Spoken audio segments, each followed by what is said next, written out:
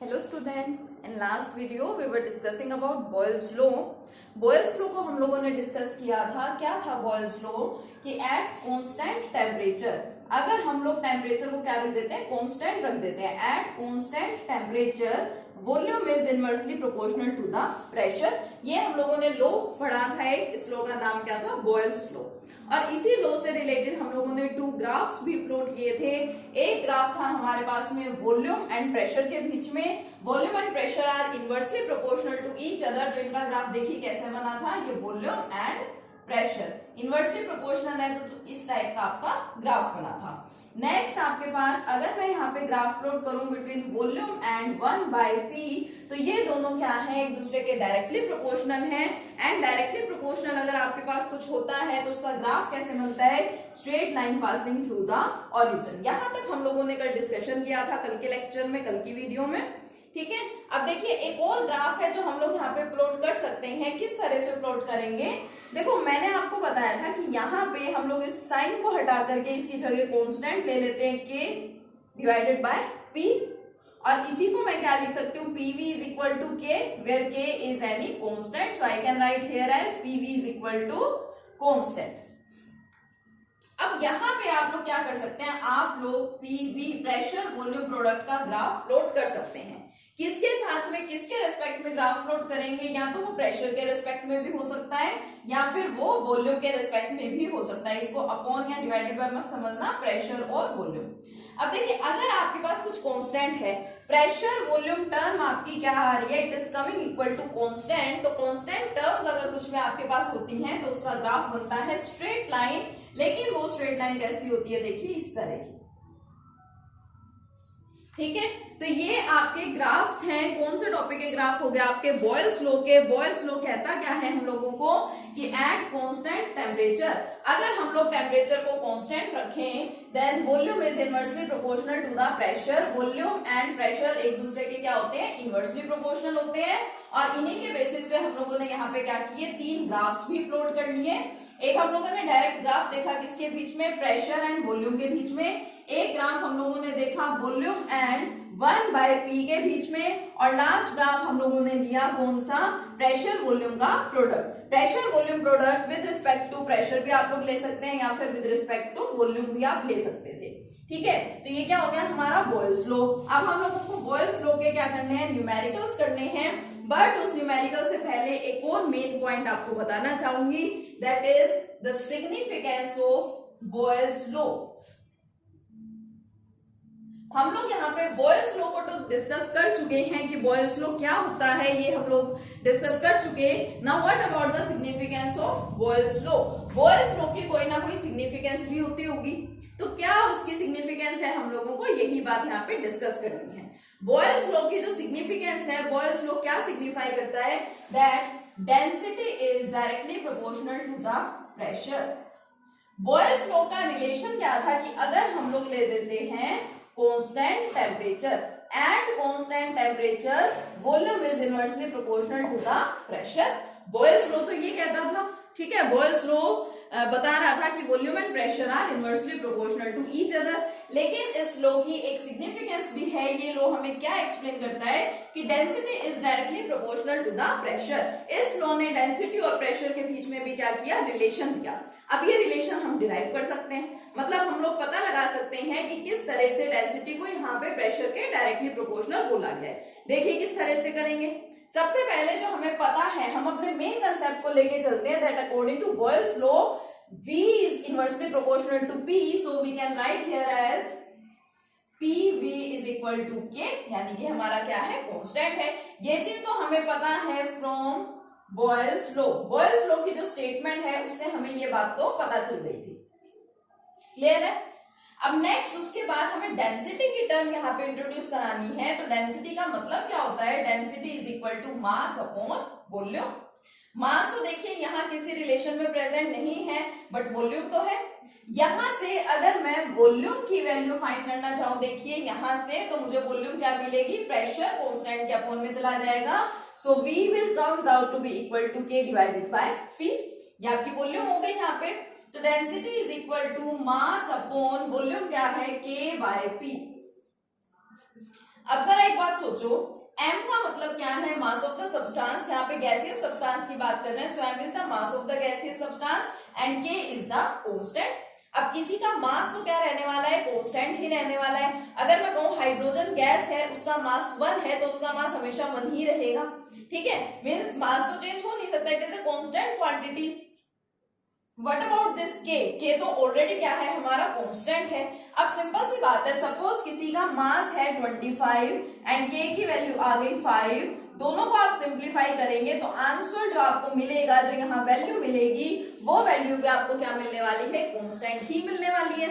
तो मैं इन दोनों के प्रोडक्ट को इक्वल टू एनी कांस्टेंट लिख देती हूँ। Suppose D is equal to K dash P। K dash क्या है, कांस्टेंट है जो m डिवाइडेड बाय K से आया। मैंने यहाँ पे K डैश लिया है, K मैं नहीं ले रही क्योंकि K कांस्टेंट को हम लोग पहले ही ले चुके हैं। अब सिंपल सी बात है, अगर हम लोग इस साइन को हटा करके, प्रोपोर्शनैलिटी के साइन को हटा करके कोई कांस्टेंट लगाते हैं, तो हम लोग कांस्टेंट को हटा करके यहाँ पे क्या लगा सकते हैं, प्रोपोर्शनैलिटी साइन। तो हम लोग बॉयल्स लॉ से चले थे, बॉयल्स लॉ वाला रिलेशन हम लोग लेके चले थे। बॉयल्स लॉ के accordingly PV is equal to K, फिर डेंसिटी, मुझे पता था density is equal to mass upon volume, मैंने यहाँ से वॉल्यूम फाइंड की और उस वॉल्यूम की वैल्यू को मैंने यहाँ पे पुट कर दिया और एट लास्ट मुझे क्या मिला, density is directly proportional to the pressure. यही सिग्निफिकेंस है किसकी, बॉयल्स लॉ की। बॉयल्स लॉ एक्सप्लेन करता है कि density and pressure both are directly proportional to each other, और अगर इन दोनों के बीच में आप लोग ग्राफ प्लॉट करना चाहे बिटवीन डेंसिटी एंड प्रेशर तो कर सकते हैं। किस टाइप का ग्राफ आपको यहाँ पे मिलने वाला है, straight line passing through the origin. किसी के बीच में भी अगर डायरेक्टली प्रोपोर्शनल का रिलेशन है तो याद रखिएगा ग्राफ आपको हमेशा यही मिलने वाला है, straight line passing through the origin. ठीक है, समझ आया सभी को बॉयल्स लॉ क्या है और उसकी सिग्निफिकेंस क्या है। अब बॉयल्स लॉ का ये हम लोगों ने लॉ पढ़ लिया था, यहाँ से पीवी इज इक्वल टू के भी हम लोग लिख लेते हैं एंड एट लास्ट हम लोगों ने जो रिलेशन डिराइव किया था वो हमें क्या मिला था, P1V1 equal to P2V2। Now it is our important relation. इसी रिलेशन के बेस पे हम लोगों को क्या करने हैं, बॉयल्स लॉ के न्यूमेरिकल्स करने हैं। ठीक है, चलिए स्टार्ट करते हैं न्यूमेरिकल्स। चलिए बेटा न्यूमेरिकल स्टार्ट करते हैं। देखिए first numerical, a vessel of 120 millilitre capacity. एक वेसल है, कोई कंटेनर है आपके पास जिसकी कैपेसिटी कितनी है, 120 मिलीलीटर है। ठीक है, a vessel of 120 millilitre capacity contains A certain mass of gas at 20 degree Celsius and 750 mm pressure. आप लोगों के पास कोई वेसल है, कोई कंटेनर है जिसकी कैपेसिटी है 120 मिलीलीटर, उसके अंदर एक गैस प्रेजेंट है, पर्टिकुलर मास है उस गैस का, ठीक है, at 20 degree Celsius temperature and 750 mm pressure. तो ये इनिशियली मान लीजिए आपके पास वॉल्यूम एक आपको दे रखी है, it is solution of first numerical. Volume हमें यहाँ पे दे रखी है 120 मिलीलीटर, ठीक है, टेम्परेचर है and pressure is 750 mm pressure. उसके बाद क्या बोला गया है, the gas was transferred to a vessel whose volume is 180 ml। Starting में तो गैस कहाँ पे प्रेजेंट थी, उस वेसल में प्रेजेंट थी जिसकी कैपेसिटी क्या है, 120 ml है। बाद में यानी कि इनिशियली वॉल्यूम तो ये थी एंड फाइनली वॉल्यूम क्या हो गई, 180 ml, यानी कि V2 is equal to 180 ml is given. Calculate the pressure of the gas. अब इस वॉल्यूम के ऊपर गैस का प्रेशर कितना है ये हम लोगों को फाइंड करना है एट 20 डिग्री सेल्सियस। तो देखिए स्टार्टिंग में भी टेम्परेचर 20 डिग्री सेल्सियस ही था, अभी भी कितना है 20 डिग्री सेल्सियस, यानी कि टेम्परेचर यहाँ पे क्या है, कांस्टेंट है। ठीक है, अब टेम्परेचर कांस्टेंट है, एक प्रेशर आपको गिवन है, दो वॉल्यूम्स की वैल्यू आपको गिवन है, आपको यहाँ पे फाइनल प्रेशर फाइंड आउट करना है। सो फ्रॉम बॉयल्स लॉ ये हमारी इक्वेशन होती है, क्या होता है बॉयल्स लॉ के अकॉर्डिंगली, फ्रॉम बॉयल्स लॉ क्या पढ़ा है हम लोगों ने बॉयल्स लॉ में, P1V1 इक्वल टू P2V2।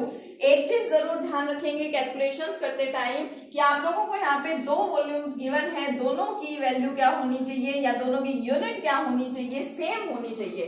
अगर एक वॉल्यूम मिलीलीटर में है तो दूसरी भी मिलीलीटर में ही हो, एक लीटर में है तो दूसरी भी लीटर में ही हो। अगर अलग अलग आपको गिवन है तो आप उनको क्या करेंगे, सेम बनाएंगे, same with pressure and temperature. ठीक है, सेम आपके पास यूनिट्स होनी चाहिए। अब यहाँ पे दोनों ऑलरेडी किसमें है, मिलीलीटर में। प्रेशर आपको यहाँ पे mm में गिवन है एंड सेकंड प्रेशर जो आएगा ऑब्वियसली वो mm के अंदर ही आएगा। तो हम लोगों को फाइंड आउट करना है यहाँ से, देखिए P2। तो P2 कैसे फाइंड करूं, V2 को यहाँ इसके अपॉन में ले आऊं, so I will get P2 is equal to P1 V1 upon V2। सारी वैल्यूज मेरे पास है। P1 की वैल्यू देखो कितनी है 750 मल्टीप्लाई V1 की वैल्यू कितनी है बेटा 120 एंड V2 की वैल्यू कितनी है देखिए 180। सिंप्लीफाई करो इसको, ठीक है, इसको क्या करेंगे, सिंप्लीफाई करेंगे।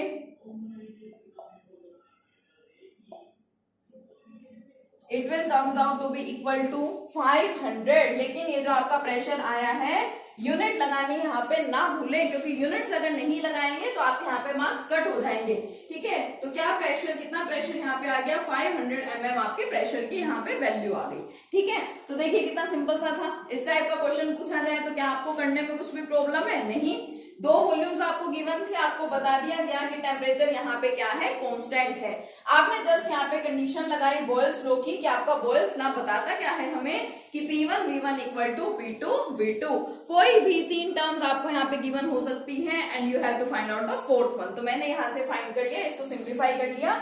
कितना मिला मुझे फाइनल प्रेशर यहाँ पे 500 mm, यानी कि जब गैस प्रेजेंट थी 120 ml कैपेसिटी वाले वेसल में तो प्रेशर क्या था 750 mm, और अगर 150 ml वाले कैपेसिटी के वेसल में गैस को ट्रांसफर कर दिया गया तो प्रेशर कितना मिलेगा आपको वहां पे 500 mm प्रेशर। लेकिन जो आपके टेम्परेचर की कंडीशन है वो आपको गिवन था कि टेम्परेचर 20 डिग्री सेल्सियस है और टेम्परेचर कांस्टेंट है, ठीक है। टेम्परेचर कांस्टेंट था तभी तो हम लोगों ने यहाँ पे बॉयल्स लॉ लगाया था, क्योंकि बॉयल्स लॉ के अकॉर्डिंगली क्या होता है एट कांस्टेंट टेम्परेचर, कि अगर आपका टेम्परेचर कांस्टेंट है तभी क्या होगा, volume will be inversely proportional to the pressure. Volume and pressure क्या होते हैं, एक दूसरे के इनवर्सली प्रोपोर्शनल होते हैं, ठीक है। So it was the simple numerical, ठीक है, सिंपल सा न्यूमेरिकल था। अब सेकंड की बात करते हैं। देखिए क्या गिवन है यहाँ पे, a certain mass of gas occupies 39 millilitre at 760 mm pressure.